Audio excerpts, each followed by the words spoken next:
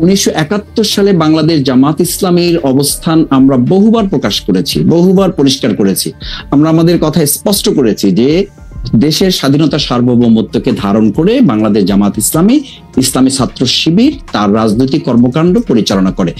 যে মির্জা ফখরুল সাহেবের শ্রদ্ধেয় মরহুম পিতা মির্জা রুহুল আমিন চোখা মিয়া 1971 সালে উনি ঠাকুরগাঁও জেলার অন্যতম স্বাধীনতা বিরোধী হিসাবে 710 জনের একজন ছিলেন। আমরা তো লক্ষ্য করেছি শুধু জামাত ইসলামের অবস্থানটার কথা বলেন। বাংলাদেশ শেখ মুজিবুর রহমান স্বাধীনতা চায় নাই, ভালো কথা। আপনার পরিষ্কার অবস্থানটা হচ্ছে 1971 সালে শেখ মুজিবুর রহমান স্বাধীনতা চায় নাই, কিন্তু জামায়াতে ইসলামী স্বাধীনতা চাইছিল, এবং চাইছিল হচ্ছে ভারত সাহায্য করবে না এরকম একটা অবস্থায় স্বাধীনতা। আমরা যখনই প্রশ্ন করি আপনারা বলেন যে ব্যাপারে জামাত ইসলামের অবস্থান পরিষ্কার, কিন্তু পরিষ্কারটা আপনি একটু বলেন তো, আমরা একটু শুনি যে পরিষ্কার অবস্থানটা কি। 1971 সালে কি আপনারা যা করেছিলেন তা ঠিক করেছিলেন? বক্তব্য কি ছিল? মুসলমানরা ভুল পথে গিয়ে এই মুক্তিযুদ্ধ করছে, আল্লাহ মুসলমানদের হেদায়েত করুক, বা এটা ভালো হোক, তাই তো? না, এখানে তো প্রাসঙ্গিক তো বিষয়, এটা অন্যদিকে আপনি গেলেন। সেটা হচ্ছে যে মুক্তিযুদ্ধটা নিয়ে আপনাদের অবস্থান কি ক্লিয়ার মাসুদ ভাই? মুক্তিযুদ্ধের বিষয় আমাদের ক্লিয়ার হচ্ছে যে আমি বলেছি যে মানে এই কথাটা তো ঠিক যে মুক্তিযুদ্ধ এবং মুক্তিযোদ্ধাদের মতো এত সম্মানিত এই জায়গাটাকে আওয়ামী লীগ এটাকে বিতর্কিত, প্রশ্নবিদ্ধ করেছে এবং একটা নিন্দনীয় জায়গায় নিয়ে গেছে তাদের দলীয় সম্পদের উপর। আমি যেটা বোঝাতে চাইছি আপনাকে, প্রথম কথাটা আমাদের নেশনকে আমাদের মেসেজটা তো ক্লিয়ার করতে হবে। আমরা বোঝাতে চাই যেটা যে 2024-এর এই অর্জনটাও যেন আমরা কোনো ব্যক্তি, দল, গোষ্ঠী, রাজনীতির কোনো মার প্যাচে এটা যেন বিতর্কিত না হয়, এটা যেন প্রশ্নবিদ্ধ না হয়। সেই জায়গায় 1971 সালে বাংলাদেশ জামাত ইসলামীর অবস্থান আমরা বহুবার প্রকাশ করেছি, বহুবার পরিষ্কার করেছি। আমরা আমাদের কথা স্পষ্ট করেছি যে দেশের স্বাধীনতা সার্বভৌমত্বকে ধারণ করে বাংলাদেশ জামাত ইসলামী ইসলামী ছাত্র শিবির তার রাজনৈতিক কর্মকাণ্ড পরিচালনা করে। এবং সেই কারণে আপনি দেখেন যে 2024-এর এই গণ অভ্যুত্থানের মাত্র কয়েকদিন আগে আমাদেরকে নিষিদ্ধ করা হলো। কাউকে নিষিদ্ধ করা না, আমাদের করা হলো এই কারণে যে তখনকার আন্দোলন সংগ্রামে বাংলাদেশ জামাত ইসলামী ইসলামী ছাত্র শিবিরকে সরকার এবং তৎকালীন গোয়েন্দা সংস্থার রিপোর্ট অনুযায়ী তাদের কাছে মনে হয়েছে দেশপ্রেমের সামগ্রিক চেতনাটাকে বাংলাদেশ জামাত ইসলাম ইসলামী ছাত্র শিবির লোকেরা ধারণ করে এই কাজটা করছে। আর ছাত্র শিবির তার ছাত্র সংবাদে প্রকাশনা যেটা করেছে এটা একটা বিচ্ছিন্ন ঘটনা। আমি মনে করি যে তাদের এখানে একজন গবেষক একটা লেখা লিখেছে এবং তারা এটা পরে যখন বুঝতে পেরেছে বা এটা তাদের নজরে এসছে, আমি একটু খালি আমি বলছি যে যখন তাদের নজরে এসছে তারা প্রত্যাহার করেছে এবং এটার জন্য তারা দুঃখ প্রকাশ করেছে। This is enough.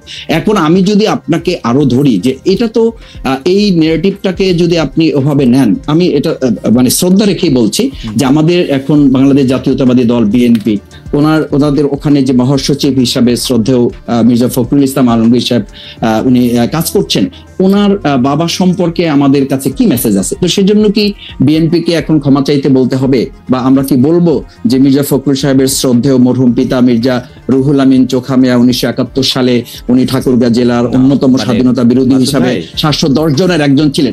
একটু শেষ করছি যে এই কারণে কি এখন বিএনপি কে আমরা ধরবো? আমাদের নেতৃবৃন্দকে ফাঁসি দেওয়া হয়েছে, তার সাথে তো সালাউদ্দিন কাদের চৌধুরী শহীদ ওনাকেও ফাঁসি দেওয়া হয়েছে। তাতে কি বিএনপি কে আমরা এখন বলবো যে তাকেও ক্ষমা চাইতে হবে বা স্বাধীনতা বিরোধিতা নিয়ে তাদের মধ্যে কনফিউশন আছে? না মাসুদ ভাই, ব্যক্তি আর দলের অবস্থা তো ভিন্ন।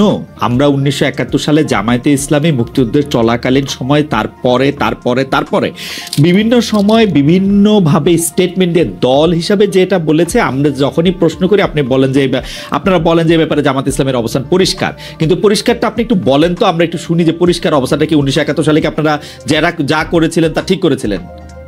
না, পরিষ্কারটা হচ্ছে এই যে বাংলাদেশ তখন যে অবস্থার প্রেক্ষিতে স্বাধীন হয়েছিল, মাওলানা ভাসানী রাহিমাহুল্লাহ উনি তো পরিষ্কার বলেছেন যে তখন 70-এর যে ভোট, আপনি নিশ্চয়ই আরো ভালো জানবেন, সেই 70-এর ভোটে তো তিনি এই স্লোগান দিয়েছিলেন যে ভোটের বাক্সে লাথি মারো, বাংলাদেশ কায়েম করো।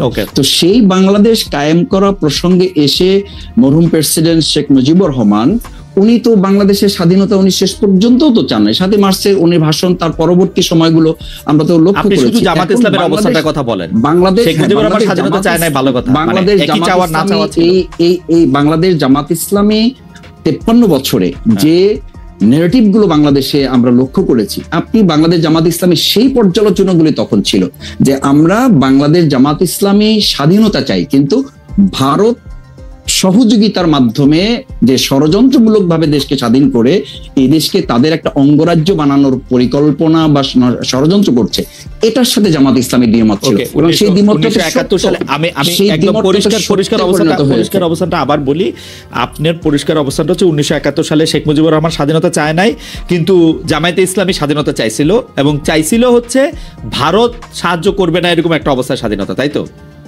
ভারতের ষড়যন্ত্রমূলক ওই সহযোগিতাকে সাথে নিয়ে আমরা, এবং এই অবস্থানে কোনো পরিবর্তন, এই 71 থেকে 25 পর্যন্ত কোনো অবস্থান পরিবর্তন হয় নাই, তো এটাই ছিল, তো এটাই ছিল, এটাই থেকে এই 2024 এসে এটার পরিবর্তন হয়েছে। আমি বলেছি এবং আমাদের ছাত্ররাও তো বলেছে, জনতাও বলেছে যে ওই 2024 5ই আগস্ট আমরা কিন্তু শুধুমাত্র একটা সরকার পরিবর্তন ঘটাই নাই, আমরা আমাদের এই সন্তানেরা, আমাদের এই ছাত্র জনতা সেদিন একটা আধিপত্যবাদেরও আমরা পতন ঘটিয়েছি। কারণ আপনি জানেন যে আপনার একটা ইস্যু আমি আলোচনাতেও দেখেছি, এবং আমাদের দেশের গোয়েন্দা সংস্থা পরবর্তীতে বিভিন্ন আলোচকরাও বলেছেন যে সেদিন 2024 জুলাই আগস্টে আমাদের পার্শ্ববর্তী রাষ্ট্রের একটা সক্রিয় এবং শক্তিশালী গোয়েন্দা সংস্থা এই দেশের তৎকালীন দুষ্ট চক্র আইন শৃঙ্খলা বাহিনীতে যারা ছিলেন তাদের সাথে সম্পৃক্ত থেকে আমাদের দেশের ছেলেদের উপর গুলি করা হয়েছে। আমি আমার 67 দিনের রিমান্ডে আমি একটা সাক্ষাৎকারে বলেছি, আপনাকে আবার একটু স্মরণ করাচ্ছি, যে আমাকে যখন ইন্টারোগেশন সেলে নেওয়া হয়েছে তখন চোখ বাঁধা, হাত পা বাঁধা অবস্থায় আমাকে যখন দুটা চেয়ারে শোয়ানো হয়েছে, আমি তাদের কাছে খুব ইসের সাথে জানতে চেয়েছিলাম, স্পষ্টভাবে জানতে চেয়েছিলাম যে আমার চোখ খুলে দেন, অথবা আমাকে দেখতে দেন, অথবা আমাকে পরিচয় দেন যে আপনারা কারা আমার ইন্টারোগেশনে আসছেন। ওনারা অসতর্কতাবশত হোক অথবা কৌশলগত দিক থেকে ওনাদের মনে না থাকার কারণে হোক, ওনারা বলেছেন এখানে দেশি বিদেশি সংস্থার লোকেরা। মাসুদ ভাই, যখন দেশ গিয়ে আমরা একটু আসলে একটু প্রিসাইজ থাকতে চেষ্টা করি। অর্থাৎ 1971 সালে যেভাবে বাংলাদেশ স্বাধীন হয়েছিল, জামাত ইসলাম এটার সাথে একমত ছিল না, তো জামাত ইসলাম এটার সাথে একমত কখনোই পোষণ করে নাই।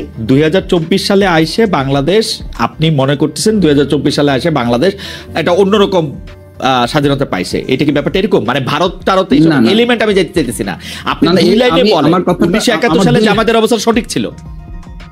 দুই লাইনের জামাত ইসলামের দুই লাইনের কথাটা আসলে কোনো একটা কোশ্চেনের কথা আপনি কখনো দুই লাইনে বলতে পারবেন না। আপনি আমাকে বলেছেন, সেই জন্য কথাটা উঠলো যে আপনাদের অবস্থাটা কি পরিষ্কার, কিন্তু আমি কখনো এই পরিষ্কার কথাটা জানতে পারি না।